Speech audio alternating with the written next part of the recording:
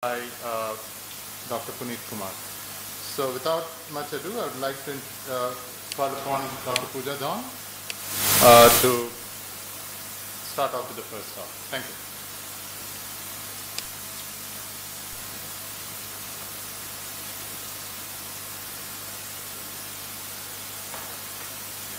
Dr. Pooja.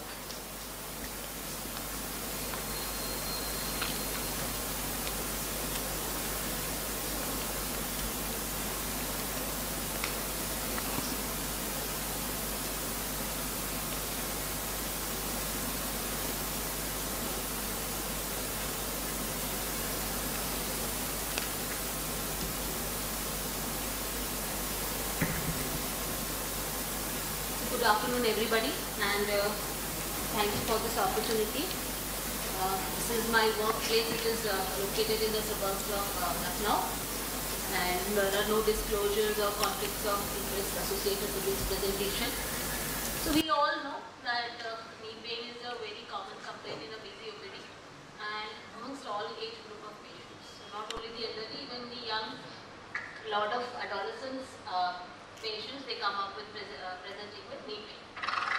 So I start off with a dictum that we find what we look for, and we look for only what we know.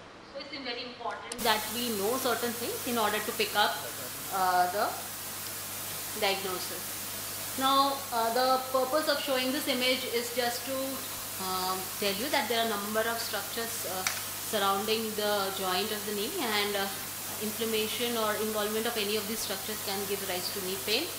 So all knee pain is just not arthritis, and I'll be discussing only those causes which are relevant to us as rheumatologists in our clinical practice, though there was a whole list of causes, but I just, due to paucity of time, I've just included the more commoner and more important to us. Will not be talking about trauma or systemic causes, and will not even cover the management aspect. So this is the outline of my presentation, and I found the approach a good one. It's a layered approach, and starting from the soft tissue, thereafter the extensor mechanism, thereafter the intracapsular fat pad, and the intra-articular ones. So we begin with the first one. So it's the soft tissue. So we all know that number of burrs are present around the knee. I think 15 of them. Just to show you the most, some of the important ones in the image here.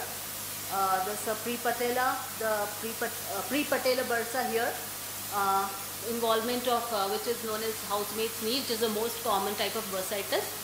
The other one is the infrapatellar, so subcutaneous infrapatellar, which is the clergyman's knee.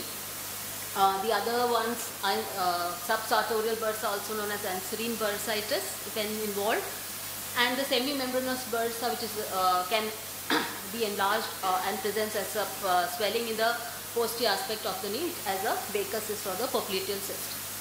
So chronic microtrauma is the most common cause of bursitis, and mostly occurs in people who have an occupation that require kneeling, and other risk factors are old age, chronic glucocorticoid use, and diabetes.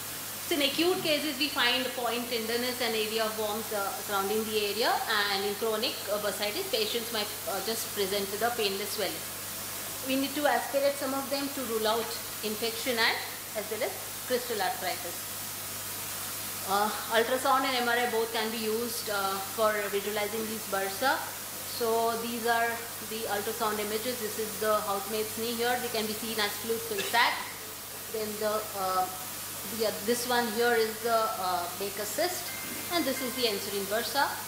As well as we can visualize these bursa with the help of an MRI, which they can be seen as hyperintense images on T2 weighted images. So this is the prepatellar bursa here, the infrapatellar subcutaneous bursa, and the popliteal or the Baker cyst. Next is to discuss about the extensor mechanism involvement. So first in line is tendinopathy. So as patellar and quadriceps tendinopathy both can be present and I've discussed them simultaneously because they are simultaneously involved in most of the patients, though the patella tendinopathy is more common than the quadriceps one because of probably the structural difference between the two. It's also known as jumper's knee because more seen in sports persons.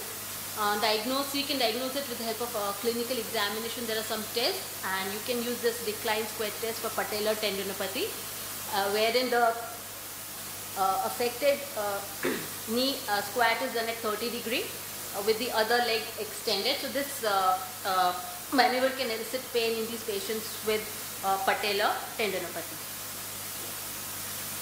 Now, ultrasound is a better image to visualize these tendinopathies. Now, why I say so? Because you can see simultaneous images of both ultrasound and MRI. The ultrasound is showing here the hypoechoic area with thickened area of thickened tendon. It is showing the margin of the patella with a smooth contour. And on the other hand, what MRI is showing just a increased intra-substance stir signal near the proximal attachment of the tendon. So that is the reason I say why ultrasound is a better and easier available modality for us in our OPD to pick up patella or quadriceps tendinopathy. The next is Osgood-Schlatter disease. So it is a tibial tubercle of apophysitis.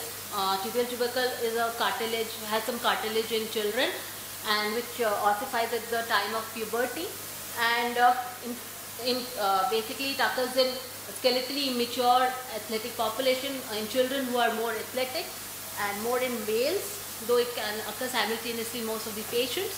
So these patients usually they present with swelling at the site of this tibial tubercle, and you can diagnose it clinically, but yes, radiograph may help you to pick up. This is a avulsion of the tibial tubercle seen on a plain radiograph.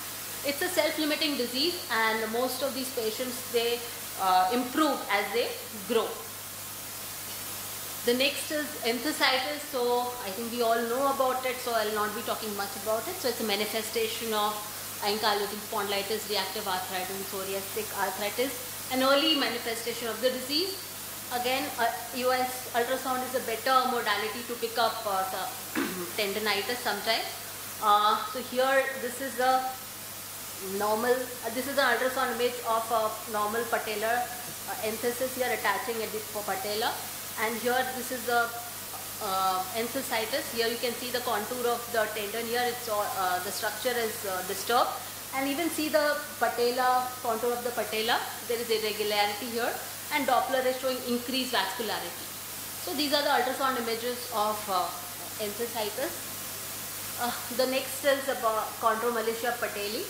So patella lies over the trochlear groove and on the femur, and when the cartilage over this area is lost, you see this area is lost due to some genetic, because of some genetically mediated reasons.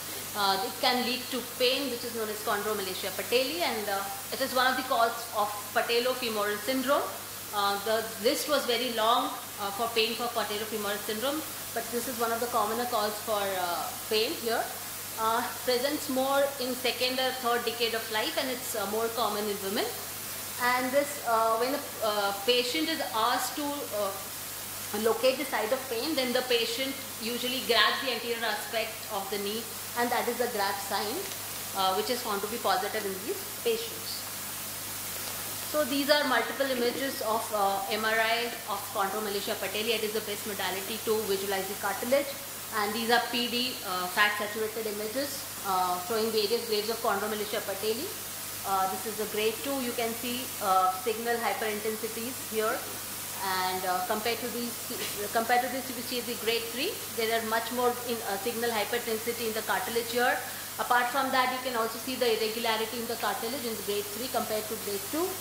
And again in grade 4, there is much more hyperintensity in the cartilage. Apart from, and there is cartilage thinning also, there is irregularity. And apart from that, this part, what you can see is the bone marrow edema in the adjacent part of the patella. The next is the fat pad syndrome. So number of fat pads are located in the knee, depicted in the picture. But the largest one is this half-up fat pad. and it is these fat pads are located in between the capsule and the synovium, and they are highly innervated, so as a result they can be very painful. The most common cause of involvement of these fat pads are microtrauma, secondary to impingement, and they can also be due to second involvement of surrounding structures. So you can see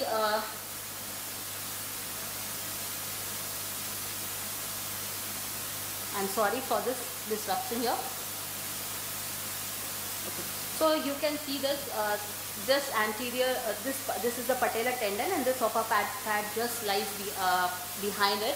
So that is the reason, at the time there are patients who have along with patellar tendinopathy, they have involvement of this upper fat pad also, and it can be visualized with the help of an MRI. And hyperintensity can be seen in this when this upper fat pad is involved. And this is a slide which I showed you previously with the patellar tendinopathy. So this is the patellar tendinopathy here, involvement, and along with it, this hyperintensity is seen in the upper fat pad also. So it is very important that we clinically correlate this. Sometimes it can the involvement of upper fat pad can be an incidental finding also. The next is plica syndromes. So plica, basically they are synovial attachments of to the bone, and they are embryonic remnants. Number of them are present in about 90% of the population. The medial plica is the most common, which becomes symptomatic in people, though it affects both patients of both sexes in the first to third decade. Most of the time the involvement is idiopathic, and it can be 60% of the patients, they have bilateral involvement. You can diagnose it clinically, and this is the image. This is the area where this medial plica is located, and if you palpate in the extended position of the knee, if you palpate it, then it can be felt as a cord-like structure here. And imaging, you can help it, you can visualize it with the help of an MRI, but arthroscopy remains the gold standard to visualize these plica. So this is an arthroscopic image of the medial plica here, and this is the MR image of this medial plica. The next is about intra-article about pigmented villonodular synovitis. So this is a rare, benign, locally aggressive and a recurrent condition. It can be troublesome to many of the patients, characterized by synovial proliferation and there is hemosiderin deposition. The etiology though is not very clear, and this is an MR image. You can see multiloculated image, hyperintense image along the synovium in multiple sections of an MRI, and this is naked eye appearance of this excised synovium. You can see the brownish tissue here, and this brownish tissue is because of the presence of the hemosiderin laden macrophages in the tissue. The last part is about the osteonecrosis of the knee, and the osteonecrosis of the knee is the most common after the hip.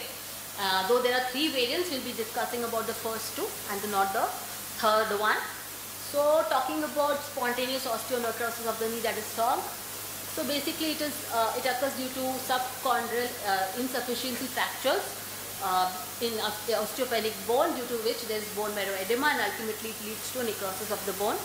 Usually presents in females above 50 years of age, though in India there are some papers which say that it can have an early onset, and prevalence is about 6 to 9%. Mostly there is involvement of the medial femoral condyle, maybe because of the difference in the blood supply in the lateral and the medial femoral condyle. It is associated with low BMD. Patients usually present with acute onset medial knee pain and focal tenderness. Radiographs can be normal, and you need an MRI to pick up these conditions early. So this is a T1 weighted image here showing hypotense area in the femoral condyle here, and adjacent image is T2 weighted image showing hyperintense in the medial femoral condyle. The next is secondary osteonecrosis. So compared to primary, it usually occurs bilaterally, and multiple sites are involved at the same time. Usually the age group of patients are younger compared to SOG. It also has a female preponderance, These patients have chronic pain and usually occurs in patients with risk factors like long-term steroid or alcohol abuse. So this is an MRI image of the secondary osteonecrosis. You can see multiple hypolucent areas here in T1 weighted images, and these are T2 weighted images showing hyperintense images here, saying there is multiple sites are involved, and this is extending towards the metaphysis also. So that was my last slide. So to conclude, we need to know and identify these conditions, and first and foremost for this is we need to have an anatomical knowledge of this. Clinical suspicion is required. Yes, that's very important. MRI, they say, is the gold standard, but for us, I think ultrasound is a better modality available in our OPDs.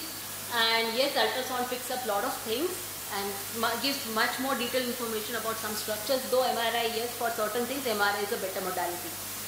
So that was my last slide. And these are some of the references for the reading. And thank you very much for your patience here. Talk to us about technology tools, advances in OA imaging. Dr. Ankit Shah practices at Eklat Pondy Clinic in Mumbai.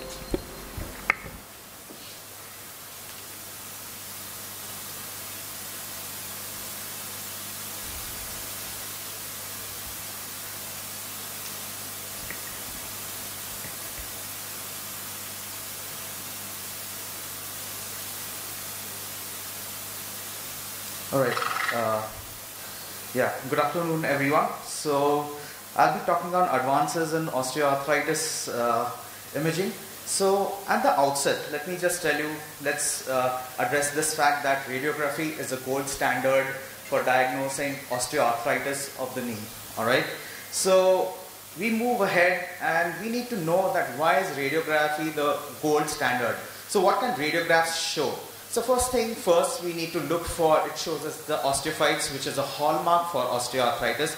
So over here, what we're seeing, these are the osteophytes over here. It shows you subchondral sclerosis, subchondral cysts, alright. So these are the things that make it the gold standard for looking at osteoarthritis of any joint. And subsequently, what we also see is the joint space narrowing. Now this joint space narrowing is a surrogate marker for chondral damage, meniscal tears and meniscal extrusion. So ultimately this actual space which we see on radiographs, when there is complete loss, this space is made up of cartilage as well as the meniscus in between. So whenever there is damage to the cartilage, the subsequent damage to the meniscus, that meniscus gets extruded out, and that's when the two bones come in contact with each other. So if you look at some of the recent papers, of course, they do say that imaging is not needed to establish a clinical diagnosis of osteoarthritis. All right. So, and the osteophytes are the most widely applied radiographic criterion. So whenever I'm doing some kind of an imaging for osteoarthritis or any kind of arthritis, if I see osteophytes, be it radiographs, be it ultrasound, if I see osteophytes, I know that I'm dealing with osteoarthritis of that particular joint. So if we already know that radiographs are the gold standard, we don't need any kind of clinical, we don't need any kind of imaging for any kind of diagnosis of osteoarthritis, then why do we need advanced imaging? So the options are, as a clinician, what you have is either you get an MRI done as an advanced imaging tool, get an ultrasound done, get an MDCT done, and extremely rarely or almost never someone would ask for a PET CT or some nuclear scan. So in what scenarios would you want to get an MRI done?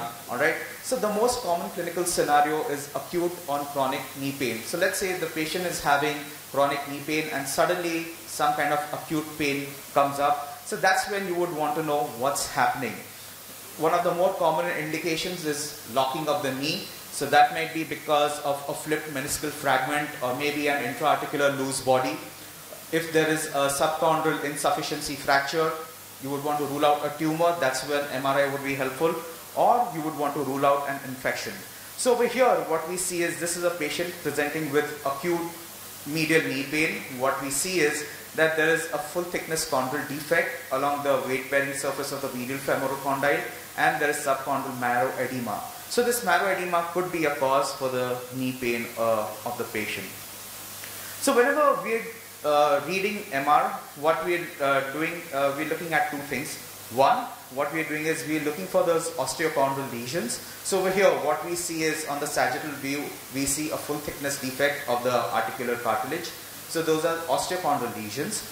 And the next thing what we are trying to look for is non-osteochondral lesions. When we say non-osteochondral lesions, we are looking at the menisci, the joint effusion, we are looking for synovitis, the subchondral marrow, and so on. And when we are talking about MRI, there are three aspects. So one is a semi-quantitative assessment. The second is quantitative morphological cartilage assessment. And the third is compositional MRI that we are doing it.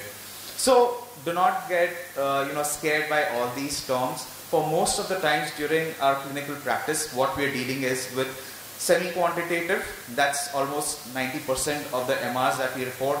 Nowadays we have more requisitions to look for quantitative assessment of the cartilage of a particular joint. When I'm saying osteoarthritis, primarily I will be talking about the knee joint. And this compositional MRI, basically it is for those patients whose knee joint appears absolutely normal on radiographs, on MR, and what we try to do is we try to look at the biochemical properties of the cartilage, like looking for glycosaminoglycans, and see if this patient has a risk for developing an articular cartilage injury.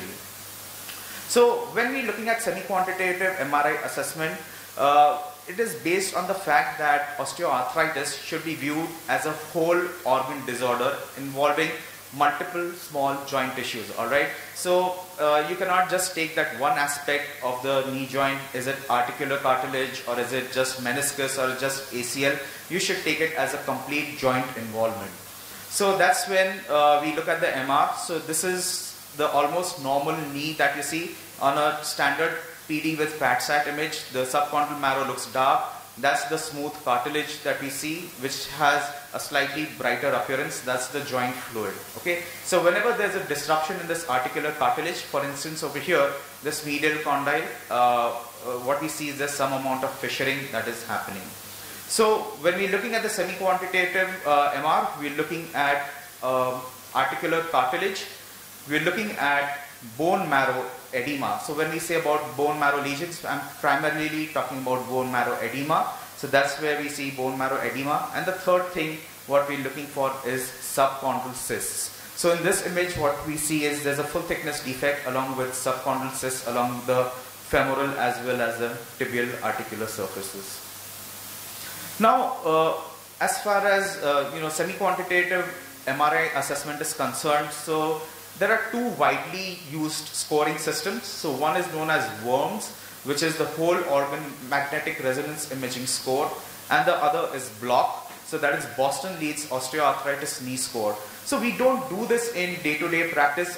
We almost never do this. But then these scoring systems are used for research purposes. So what they do is they assign various values to all the aspects, all the components of osteoarthritis. They give a value to cartilage loss, value to meniscus tear, synovitis, or joint effusion. So just for your knowledge, what I'm going to do is just tell you what the WORMS scoring system is. So for cartilage, they have assigned a special score. For bone marrow lesions, subchondral cysts, bone attrition, effusion, synovitis, periarticular cysts, as well as bursitis, there's a different score attached to that. Osteophytes, a separate score. Meniscal pathology, cruciates, and the collateral ligaments. Now, as the recent literatures, what they've tried to do is they've divided the semi-quantitative, based on semi-quantitative MRI assessment, they've divided the morphology into three phenotypes. All right, osteoarthritis of the knee into three different phenotypes.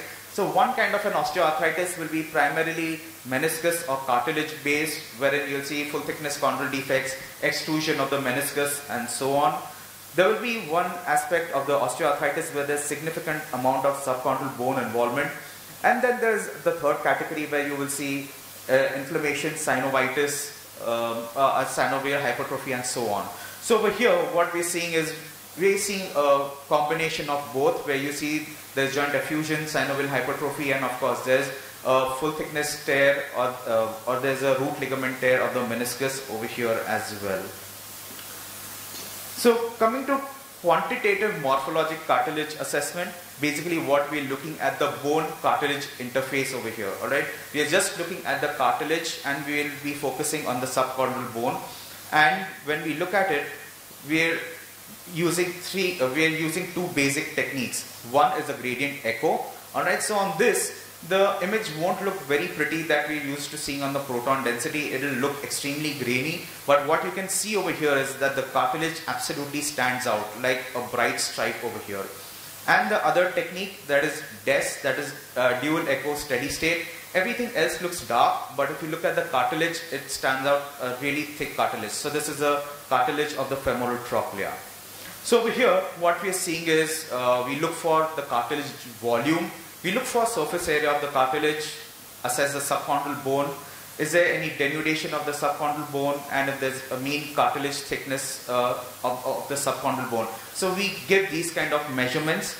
So some of the orthopedic surgeons, before doing some kind of a procedure, they ask for this quantitative morphologic cartilage assessment. So this image is from literature. So this is what you see, that compared to the lateral aspect over here, medial aspect, you see that there is thinning of the cartilage, some denudation of the subchondral bone. What you can do is actually map out the cartilage thickness.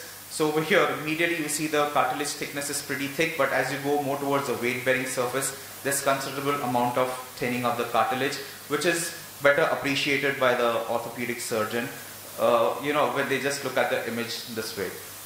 So compositional MRI is basically you measure the molecular structure of the extracellular matrix. Alright, so this is when structurally the cartilage still looks normal. So you're going to have normal radiographs as well as normal appearing subchondral bone and in the MRI. So we are using various techniques, T2, T2 star, T1 row, there's diffusion, we use sodium as well, delayed gadolinium enhancement, chemical exchange, saturation transfer imaging. But then the most commonly used one is the T2 star technique, because that's more widely available commercially, and compared to these other techniques, it has the highest resolution. For rest of these, we don't use it that often because these are primarily research based. Most of them are used on a 7 Tesla magnet and so on. So this is what the image looks like. So this is what I've taken it from literature. So this was a patient with an ACL injury. What you see is there's a little bit of cartilage loss over here. Although it looks normal, there's a change in over here. There's increased T2 star relaxation time, which tells you that this is an abnormal cartilage that you're looking at. The limitations for compositional MRI is basically, like I said, you need an advanced equipment requirement, which is most of them are done on 7 Tesla, but now there are some of these techniques which have come on 3 Tesla machines as well. There is no uniform protocol. They take really long acquisition times. Sometimes it might go on for 1.5 hours as well. There's time consuming post-processing, and it really requires a lot of training by the technologists. It requires further validation, and you cannot reproduce it, because if I do it on my machine and if you're going to do it on your machine, there's going to be definitely some amount of variation as well. So this is something not we're doing on a routine in clinical practice. Now coming to ultrasound, which is more user friendly, which we're using more often. Ultrasound is more sensitive than radiography for depicting tibiofemoral osteophytes. Alright, so what we see over here is, that's the medial joint space. You see the medial femoral condyle, and that's the medial tibial plateau. This is the osteophyte over here, irregularity of the meniscus, and this is a synovial hypertrophy that you see in the medial gutter. This is an extended field of view showing these osteophytes even better. You see that the meniscus has extruded out. So whenever you see an extruded meniscus, ideally the meniscus should be flush with the medial tibiofemoral joint line. But if you see it protruding out, that means there's a definite tear, or there's a high possibility of a radial tear in the root ligament. Whenever there's a radial tear in the root ligament, the chances of rapid progression of osteoarthritis are extremely high. And this is the medial collateral ligament that we see. And on ultrasound, what do we look for? Once again, we look for osteophytes, we look for extrusion of the medial meniscus, and we also look for inflammatory features of osteoarthritis. So basically, we are looking for joint effusion along with synovial hypertrophy. Once you see synovial hypertrophy, put on power Doppler and see if there's active vascularity or not. Coming to MDCT, we rarely use this for evaluation for osteoarthritis unless we are really pushed against the wall. If the patient has some contraindication for MR, maybe you can use it. The most important part is what it will tell you is about tissue mineralization. You can use dual source CT to look for meniscal calcium deposit. 4D CT is used for biomechanical derangements to look for patellar instability, and CT arthrography can be used once in a while. So this was a 60-year-old male with multiple myeloma, knee pain. They had done an MR, they had done a PET CT, and this was what was picked up on the synovium, increased uptake. So there was a concern for a possible recurrence of myeloma, but this was just active synovitis in presence of osteoarthritis of the knee. And so the take-home messages: radiographs are the gold standard. MRI is primarily done for osteochondral lesions, structural damage, and risk for disease progression.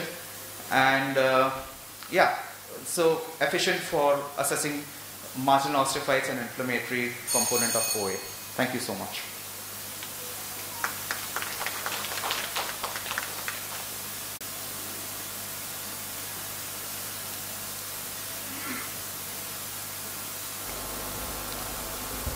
Any questions from the audience? May I ask Dr. Pooja, when would we consider secondary causes of knee pain? Like when would you want to rule out, say, a hip arthritis leading to knee pain? I think that's a very relevant question in our clinical practice, to consider non-knee causes of knee pain. So, ma'am, can you repeat the question? Pain which is not originating from the knee. When would you suspect that condition in a patient who complains of knee pain? The origin is away from the like hip or back. So that is a referred pain basically. So probably that will require, again, you need to examine the knee well to rule out the cause of that pain is not coming from the knee, and it's coming. It's a referred pain from the hip, or it's a part of generalized pain syndrome. So even that can occur.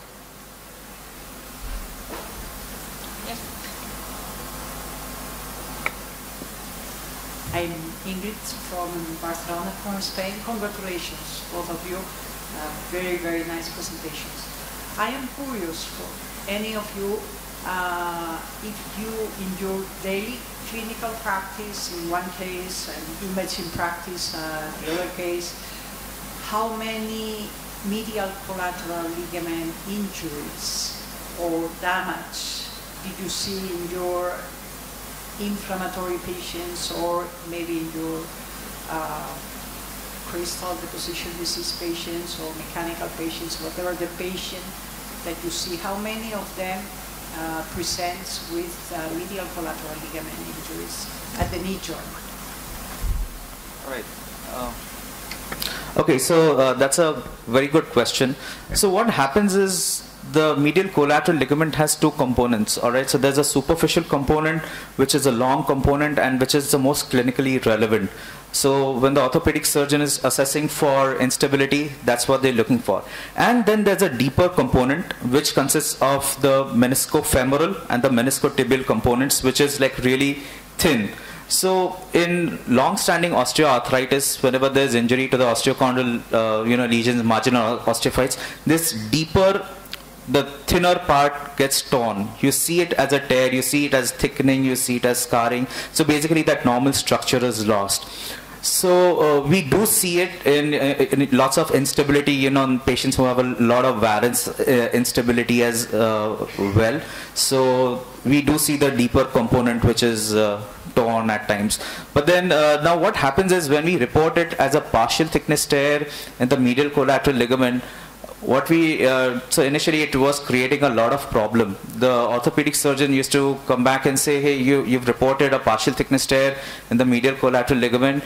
So, but then I'm not getting any kind of I'm not seeing any kind of instability on stress maneuvers. So what we started doing is we used to mention it in the body of the report, but what we mention at the final impression, we started writing that the superficial component of the medial collateral ligament appears intact. So, you know, it doesn't create any kind of confusion. But yes, we do see, you know, degeneration or tearing of the deeper component of the medial collateral ligament.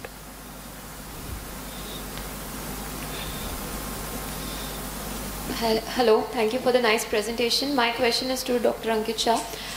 Could you tell us how common it is to find erosions in case of osteoarthritis?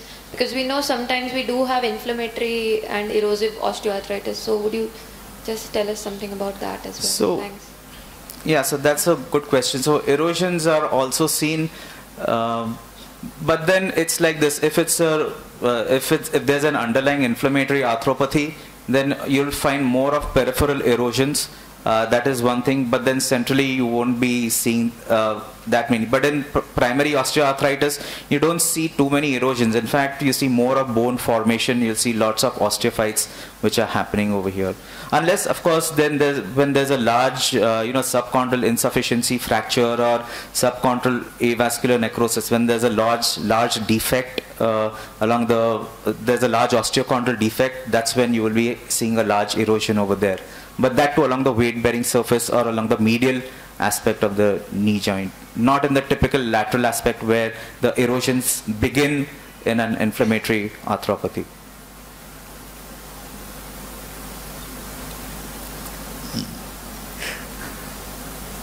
May I ask another question? Sir?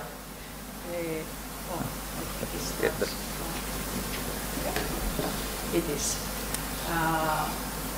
For both speakers again, how do you scan or how do you see the fat around the knee joint? So many different fats. The prefemoral fat pad that has been correlated with osteoarthritis, and the degree of thickening is correlated with the pain in that kind of patients, or the Hoffa's fat pad that will be mainly seen both in ultrasound and MRI in that patients. Do you see any difference in early disease or in more painful disease, more symptomatic disease, or do you think that is more or less the same? So these fat pads, ma'am, they can be involved secondary to other involvement of other structures. I mentioned it very clearly, and they can be incidental findings sometimes. So I think that clinical correlation is required from as a clinician. We need to correlate it clinically, how it is significant clinically. Now, how radiologists look at it, I do not know about it. So I think that sir can answer it in a better way. So as far as fat pads are concerned, basically we are looking at, you know, when we're looking at osteoarthritis, you know, when there's significant joint effusion, we really don't pay much attention, or when there's a lot of synovitis happening, we really don't pay much attention to the prefemoral pad or the suprapatellar fat pad. But what sometimes, you know, draw our attention is just that Hoffa's fat pad, because if it is significantly involved or if there's edematous, maybe sometimes, you know, we do feel that there's an increased anterior knee pain, you know, that component is there. But then if you're doing MR, you will never find out because you don't have the patient in front of you quite often. But maybe an ultrasound, maybe I would do a second look, or maybe I will get an, you know, pay a closer look at the Hoffa's fat pad to see if there's involvement in anterior knee pain. So that is the only experience which I have. So, yeah.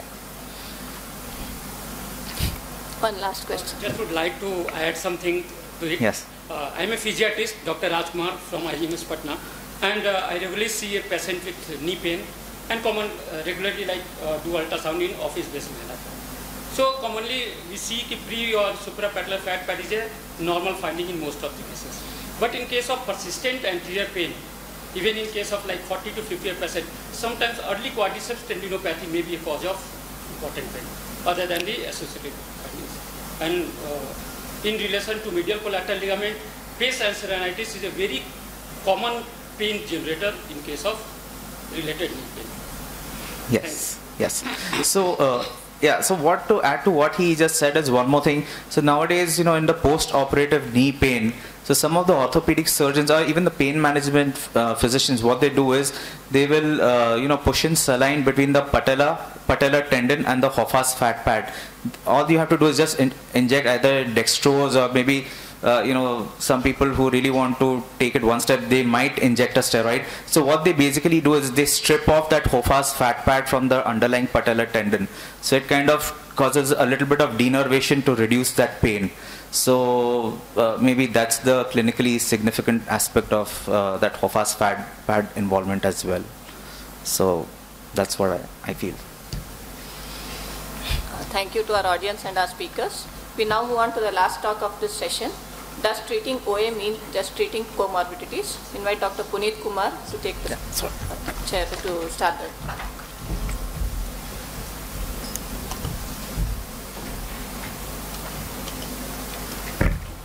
Dr. Puneet Kumar is an associate professor from King George Medical University from the Department of Clinical Immunology and Rheumatology from Lucknow. Good afternoon, everyone. I am thankful to the organizer, Iracon 2022 Indore, and the topic of my talk is, does treating osteoarthritis mean just treating comorbidities? Practice dilemma and the tips. So if we take an imaginary case of osteoarthritis, then what we do with this? We generally do investigate for the metabolic complications, inflammatory markers, ultrasonography and sinus fluid examination and treat accordingly. But what are the NAGM guidelines says? Expert says that if disease is localized, then use topical NSAIDs, and if it is widespread, use non-selective, non-steroidal anti-inflammatory drugs along with PPI or may not, and COX-2 inhibitor. If the patient is doing well, continue with this. If not, then the self-management program and the aquatic exercises, the cognitive behavioral therapy with or without exercises, and for localized disease, intra-articular glucocorticoid, and if there is no coexisting condition is there, then use non-selective NSAIDs or COX-2 inhibitors. But if there is a GI problem, then use COX-2 inhibitor. If cardiovascular disease is there, avoid NSAIDs. And if the widespread disease is with depressive features, then use duloxetine. And now, does treatment of comorbidities impact of OA progression?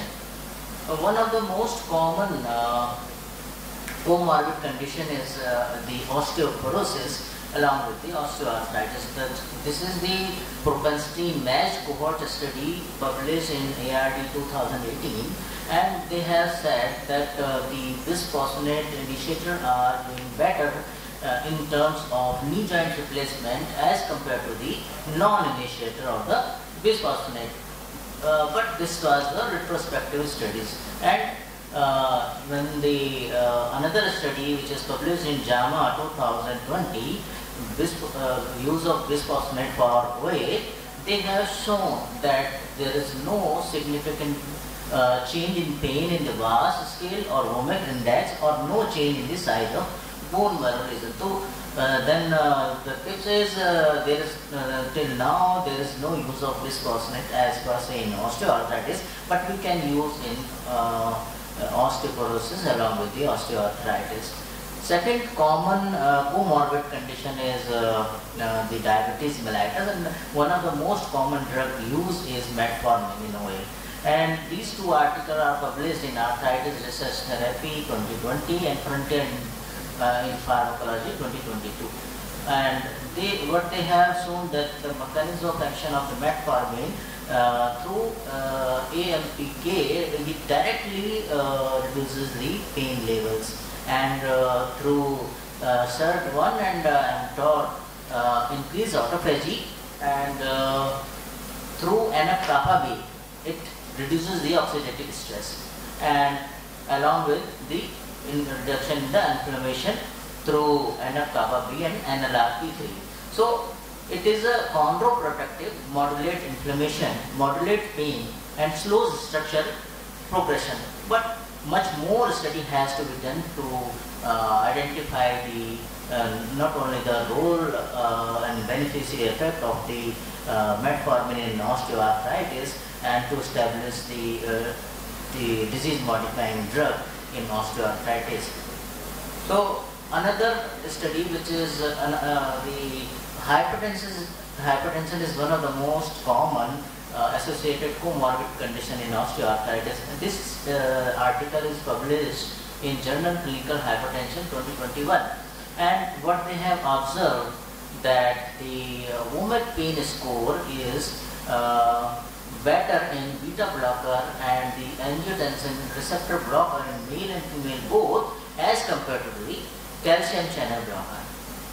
And what they have also seen that the medial minimal width of the cartilage is better in ACE inhibitors and angiotensin receptor blocker in both male and female.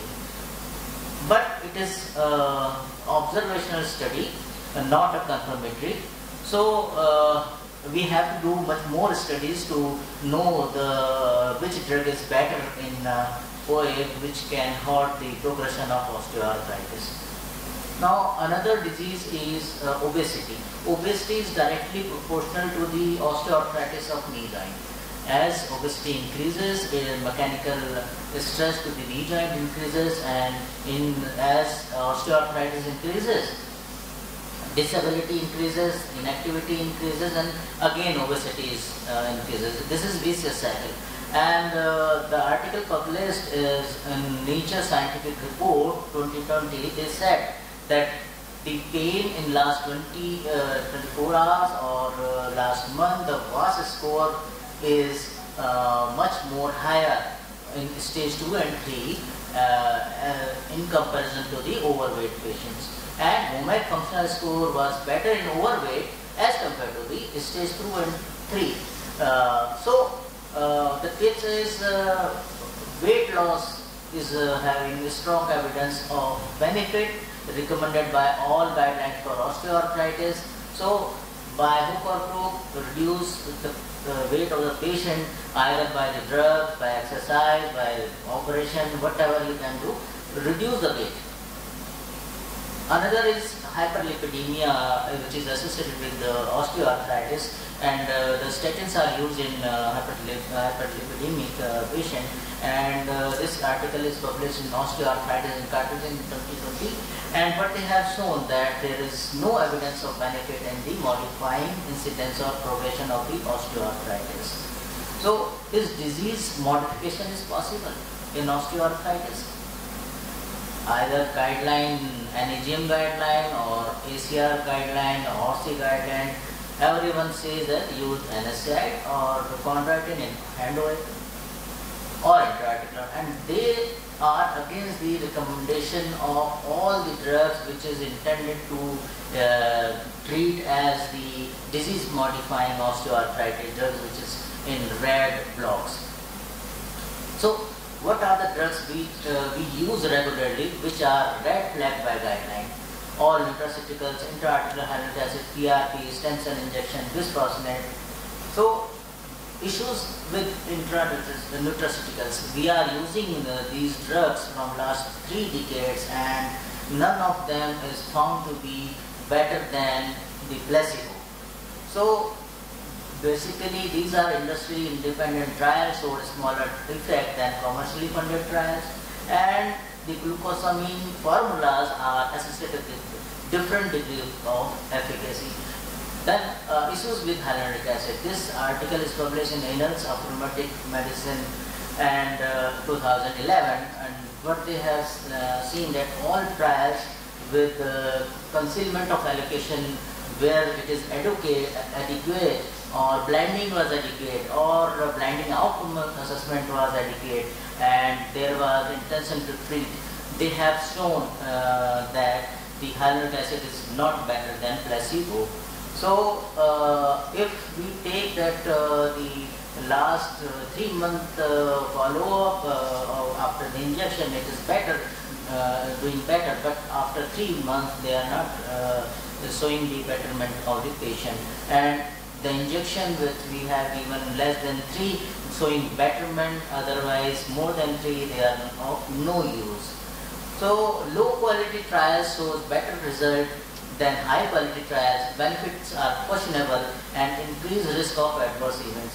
So many of the tissues which we are going to inject intraarticularly are peripheral blood, bone marrow, and adipose tissue, out of which the factor is plasma, bone marrow aspiration, concentrate, and stromal vascular fragments are using.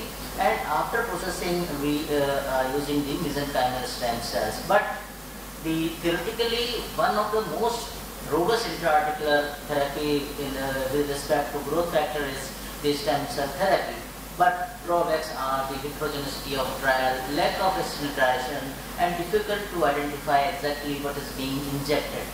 So now the disease modification in osteoarthritis, new drugs are coming as the understanding of osteoarthritis pathogenesis is going on. Many of the molecules are coming into play in the osteoarthritis, and many new drugs are coming to inhibit these molecules and intend to treat the osteoarthritis as a disease-modifying osteoarthritis drug. These are the ADAMS, xenolytic, biological, anti-NGF, anti-resorptive, and recombinant FGF18 and WNT inhibitor. These are all in the early phase of the trial, and none of them has shown the promising effect. But one of the drugs, which is prefermine, has shown the benefit at high risk group, high risk where the WOMAC score was more and the cartilage damage was more. But it was published in EULAR abstract 2019, but more study has to be done to identify the role of prefermine. Now another study, which is Indian study on the mesenchymal stem cell. This is published in Arthritis Research and Therapy 2016 by Iracon et al. This was a phase 2 trial, and phase 3 to be published very soon. They have used stem fusion, and this is the in vitro adult bone marrow derived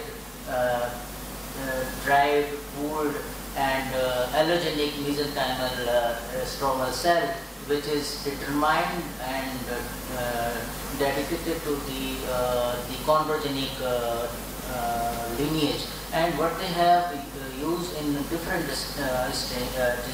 strength.